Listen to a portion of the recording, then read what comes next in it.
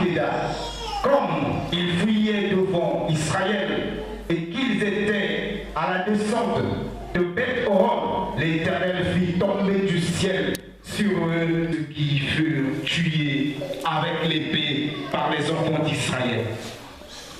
Alors Josué parla à l'Éternel le jour où l'Éternel livra les Amoréens aux enfants d'Israël. Soleil, arrête-toi sur Gabaon, et toi lune sur la vallée d'Ajalon. Et le soleil s'arrêta, et la lune suspendit sa course, jusqu'à ce que la nation eût tiré vengeance de ses ennemis. Cela n'est pas été. Le soleil s'arrêta au milieu du ciel et ne se hâta point de se coucher. Presque tout un jour, il n'y a point eu de ciel et écouter la voix d'un homme, car l'Éternel combattait pour Israël. Et Josué et tout Israël avec lui retourna au camp de Brida. Amen. Le thème de ce matin, lorsque Dieu visite un peuple. Lorsque Dieu visite un peuple. Rehoboth, c'est un peuple rassemblé en ce lieu. Il va visiter Rehoboth ce matin. Et qui Dieu peut visiter? C'est celui qui a établi l'accord de paix avec Dieu. La Bible nous parle des enfants d'Israël. Dieu avait promis à Abraham, après les années d'esclavagisme, je vais libérer la prospérité et je leur donnerai la terre promise. Et ces choses s'est accomplies dans la vie d'Israël. Israël venait de récupérer le territoire laissé par leur grand-père Abraham. Et ce territoire n'était pas vide. Il y avait des peuples, des rois qui habitaient ces territoires. Et Dieu leur avait donné le pouvoir de reconquérir leur terre. Et ce peuple s'opposait contre Israël. Sans le savoir que Israël est accompagné à l'Éternel.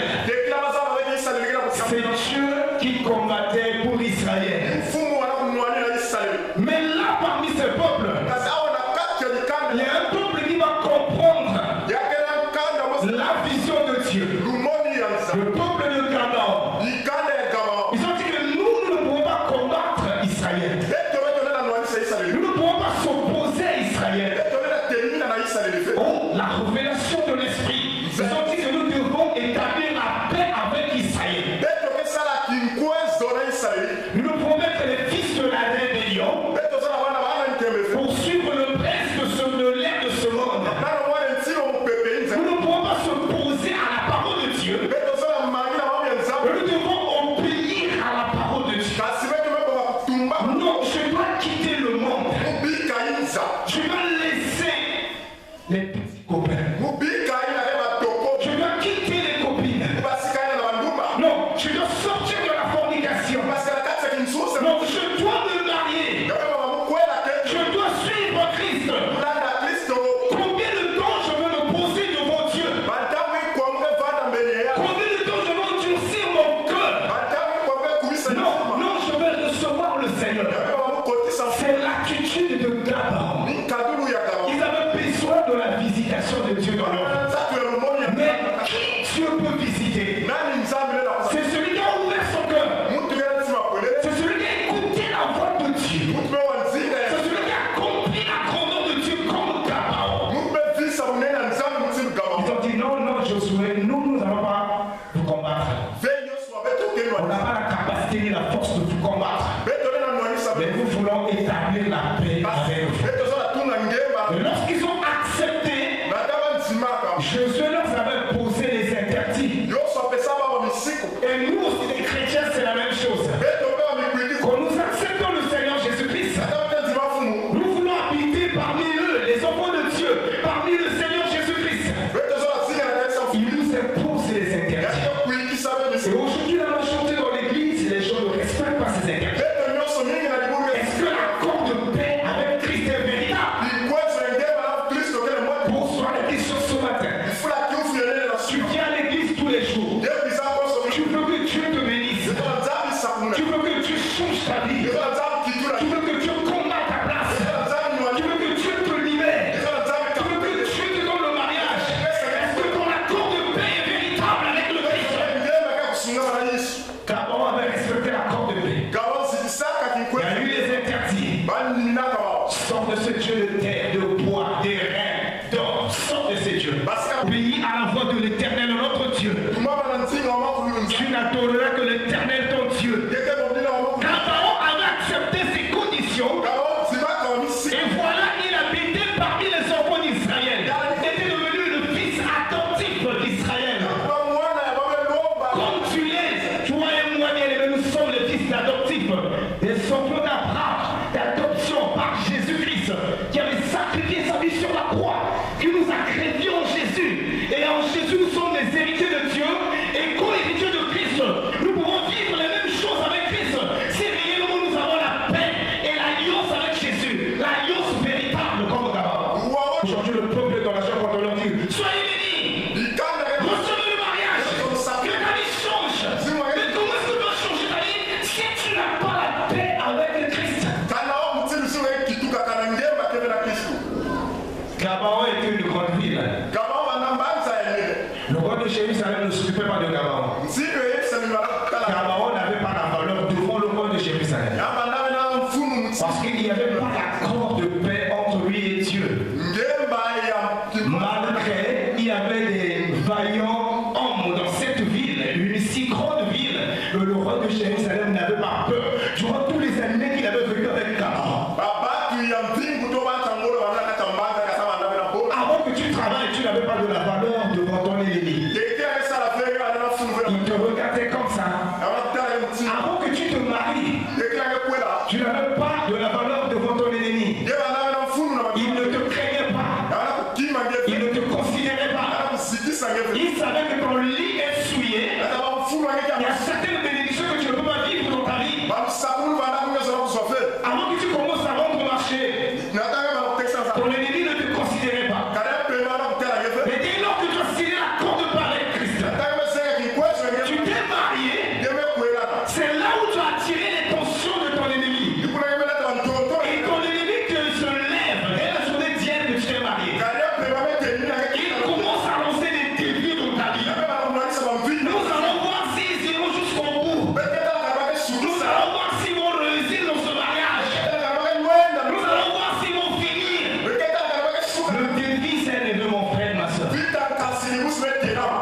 Dès lors que tu es célibataire, tu n'es pas considéré par ton ennemi.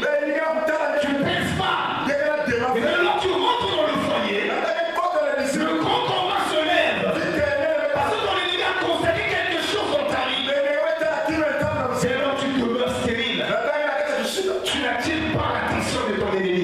Mais c'est dès lors que tu seras enceinte, que ton ennemi t'attend au jour d'accouchement. Je veux voir ce jour-là. Et à recevoir la grossesse. Mais je veux voir. Gabon n'avait pas de la valeur devant le roi de Jérusalem. Mais dès qu'il avait appris, qu'il avait signé l'accord de paix avec Israël, la Bible nous dit, il a eu si une grande crainte. Il a commencé à réaliser maintenant la grandeur de Gabon. Cette ville équipée de vaillants soldats. Israël est une grande forme de l'armée forte. Est-ce que si ces choses-là se réunissent et m'attaquer, ils vont récupérer cette ville? Qu'est-ce qu'il faut? Je dois appeler les autres qui tiennent à l'aide pour que nous écrasons d'abord avant que la bénédiction de Dieu se manifeste dans sa vie. Dans l'ennemi au courant que tu seras béni. L'année 2014, le mois de décembre, tu seras béni. Il est en train d'intercaler cette bénédiction. Il ne viendra pas seul. Il va appeler d'autres royaumes pour te combattre. C'est là où la parole de Dieu s'accomplisse. Isaïe 54, 15. Si l'on forme les complots contre vous, cela ne vient pas de moi. Et tout ce qui se liera contre vous tombera sur votre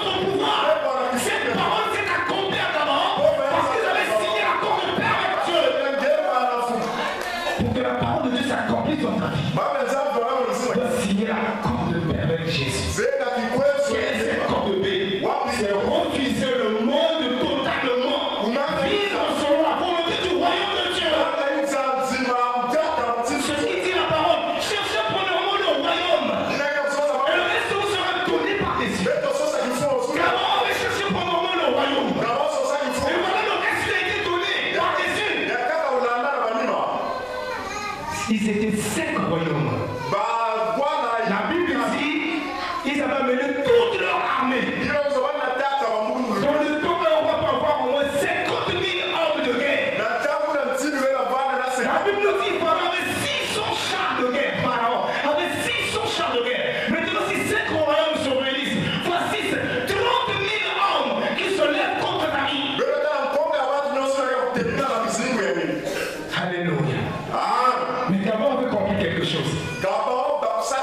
Il connaissait la paix qu'il avait avec Josué, avec Israël. Il dit auparavant, c'est moi-même qui combattais. Quand il y avait un problème, je cherchais un pécheur pour résoudre mon problème.